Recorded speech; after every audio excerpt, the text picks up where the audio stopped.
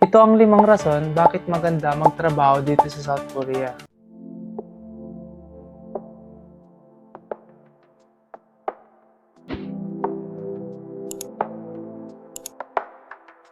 Sa video na ito, sasabihin ko sa iyo ang 5 dahilan kung bakit magandang makapagtrabaho ka din dito sa South Korea. At yung number 5 ang dapat mong malaman kasi yun yung magbibigay sa iyo ng matinding desire para mas lalo kang ganahan sa pag-apply mo dito sa South Korea.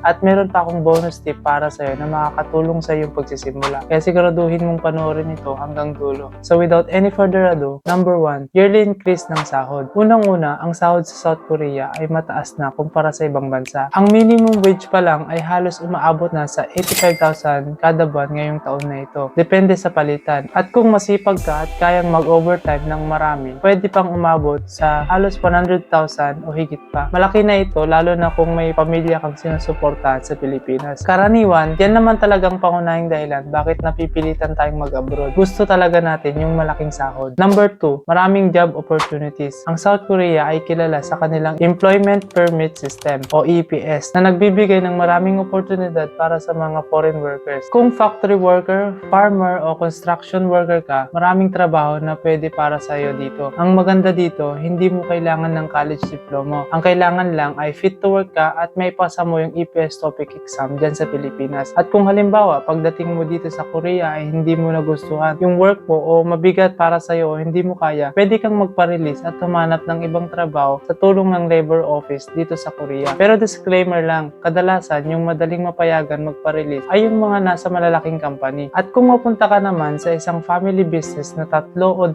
lang yung empleyado nila, ay medyo mahirapan kang magpa-release dahil sa wala silang may papalit agad sa'yo, lalo na kung wala silang violation. So magkakaroon ka lang ng chance na ma-release kapag meron kang makita sa employer mo na nalalabag nila sa labor law. Number 3, magandang work environment. Dito sa South Korea, maayos at malinis ang mga workplace, kompleto ang safety equipments at may respeto ang mga employer sa kanilang mga manggagawa. Magiging komportable ka habang nagtatrabaho dahil priority nila ang kaligtasan at kapakanan mo. Kaya lang nagkakaroon ng aksidente minsan ay dahil sa may ilang empleyado na ayaw sumunod sa safety rules o di kaya hindi komportable sa kanya yung safety gear habang nagtatrabaho na nagiging dahilan para ma-aksidente. Number 4, libreng pag-aaral ng Korean language. Isa pang magandang dahilan kapag nandito ka na sa Korea, meron silang free Korean language training. Kasi dito sa Korea, meron silang tinatawag na KIIP o Korean Immigration and Integration Program na dito pwede kang mag-register para makapag-aral ng libre. Kapag nag-level up ang Korean language skills mo, mas madali kang makakahanap ng mas magandang trabaho. May orientation din para mas maintindihan mo ang kulturo nila kaya hindi ka mahirapang makapag-adjust. At ang maganda pa niyan, kung gusto mo pang magtagal ng higit sa 10 taon dito sa Korea, pwede kang mag-request sa amo mo na i-apply ka niya for E7 visa. Posible yan kasi asset na yung turing sa'yo ng amo mo at para hindi na sila mahirapan sa mga empleyado nila. Bago ko sabihin ang pinaka-importanting rason, kung sa tingin mo nakatulong sa'yo ang video na ito, pindutin mo yung like button dyan sa baba para i-recommend pa ni YouTube itong video na ito sa iba na naghahangad din na makapagtrabaho dito sa South Korea. At dahil dyan, narito ang bonus tip ko para sa'yo. Kung gusto mo nang magtrabaho dito sa South Korea, mag-focus sa pag-aaral ng Korean language habang maaga pa. Kung pagbubutihin mo yung pag-aaral mo, mas madali kang makakapasa sa exam. Kasi once na maipasa mo yung EPS TOEIC exam dyan sa Pilipinas, malaki na ang chance mo na makapagtrabaho dito sa South Korea. At kapag nandito ka na sa Korea at makitaan ka ng potensyal ng amo mo at maging ng mga katrabaho mong Korean sa pagsasalita at pag-intindi ng Korean, ay asahan mo na mas mataas ang respeto nila sa iyo kaysa sa iba. Number 5, maganda at malaking benepisyo. Siyempre, ang benefits. Hindi yan mawawala dito sa Korea. Unang-una, lahat ng manggagawa sa Korea ay may health insurance, overtime pay, at karamihan dito meron pang natatanggap na holiday bonuses and year-end bonuses. At higit sa lahat, may retirement benefits ka rin kapag natapos ang kontrata mo. Ito yung Cookmin at Vegicom na makukuha mo bago ka umuwi ng Pilipinas. Kadalasan, kapag nakatapos ka ng 4 years and 10 months, ng kontrata mo is pwedeng umabot sa milyon ang maiuwi mo sa Pilipinas. O diba, ang sarap nun. Kasi pag uwi mo sa Pilipinas, milyonaryo ka na. Kaya kung gusto mong makapagtrabaho abroad na siguradong sulit ang pagod at sakripisyo mo, subukan mong mag-apply dito sa South Korea. So kung gusto mong malaman yung yung step-by-step na proseso sa pag-apply dito sa South Korea, I recommend na panoorin mo itong video na ito kasi nandyan lahat ng detalye pati yung qualification sa pag-apply para this year masimulan mo na yung pangarap mo. Sana nakatulong sa iyo ang video na ito.